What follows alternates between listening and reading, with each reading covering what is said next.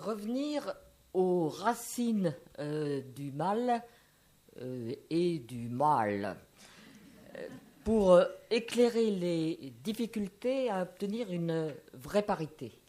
Autrement dit, comment cette résistance et réticence subsistent dans des stéréotypes à bas bruit, ou à plus fort bruit d'ailleurs, et dans les comportements masculins.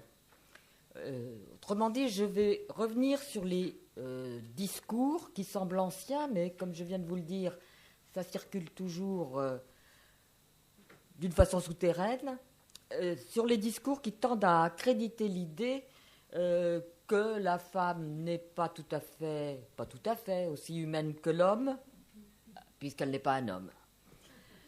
Donc, ne devrait pas avoir accès à ce qu'il y a de plus humain, la sphère politique. L'homme est un animal politique, a dit Aristote. L'homme.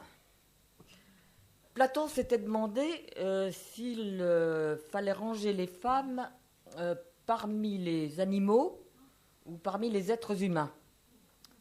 Il n'a pas trouvé la réponse. Donc c'est resté un point d'interrogation, mais Aristote, que ça tracassait aussi, Aristote reprend cette question, tente d'y répondre, et il est bien embarrassé parce qu'il voudrait bien mettre les femmes du côté des animaux, et puis il écrit, mais oui, mais là, on n'a jamais vu un animal tenir une maison. Donc il ne répond pas non plus. Je passe sur le discours chrétien que vous connaissez, qui fera d'Ève la pécheresse responsable de tous nos malheurs.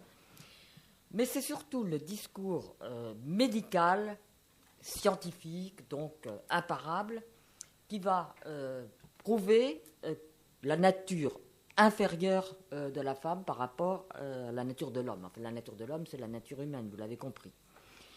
Après la classification des espèces qui a été faite par Linné, certains d'ailleurs se sont demandé si les femmes n'étaient pas ce maillon manquant qu'ils cherchaient, maillon manquant entre les singes supérieurs et les hommes.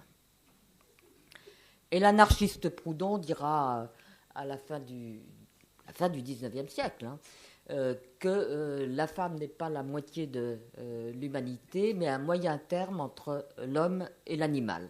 Donc vous voyez qu'avec les siècles, on progresse, parce que maintenant, on est entre l'animal et l'homme. C'est donc le discours scientifique qui va faire le plus... J'ai pas regardé l'heure. Qui va faire le plus de tort aux femmes. Alors, ça commence, là aussi je n'insiste pas, ça commence par le constat de la différence physique entre les deux sexes, faiblesse de la femme par rapport à l'homme, constamment invoquée, mais surtout, ce qui est plus grave, son absence de membres virils. Et à la place, quoi ? Un utérus. Et cette condition physique réagit sur son mental.